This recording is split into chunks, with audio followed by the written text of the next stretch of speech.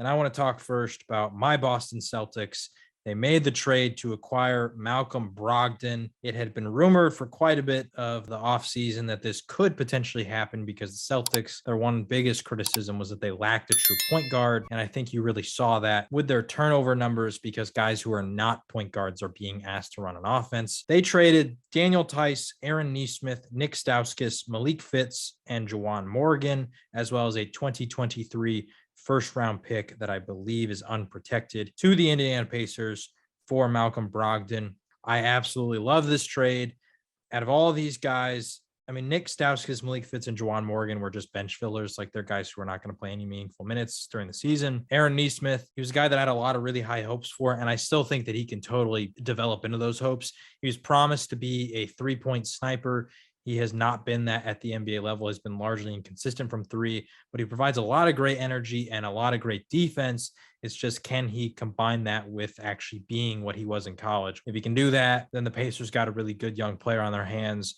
But Boston is obviously in a very win now situation. So trying to wait for him to be that wasn't super viable. And then Daniel Tice, he'll end up on Boston again, like somewhere after the trade deadline, because he just somehow keeps finding his way back. So, but he was the third big in a rotation that already included Al Horford and Robert Williams, and his contract was kind of big. So I love the trade. My only big concern about Malcolm Brogdon going to the Celtics is health concerns. He has been very injury prone throughout his career, but the Celtics are so incredibly deep right now. They have a roster comprising of Marcus Smart, Jaylen Brown, Jason Tatum, Al Horford, Robert Williams as your presumed starting five.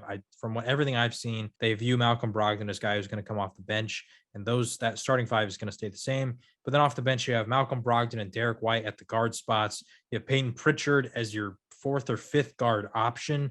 You have Danilo Gallinari and Grant Williams. I mean, they are reliably 10 deep in a playoff rotation.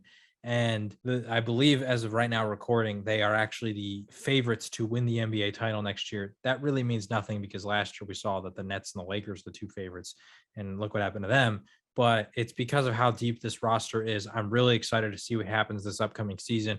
Really excited to see how Malcolm Brogdon fits in because he's an excellent shooter, a great defender, and he's actually a point guard who can create for his teammates and focus on that role and allow for the other guys to do what they do best. So really excited about this trade. I love how Brad Stevens is win now. Danny Ainge was very reluctant to trade picks.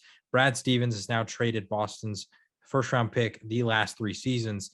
He is ready to win now. I love this move.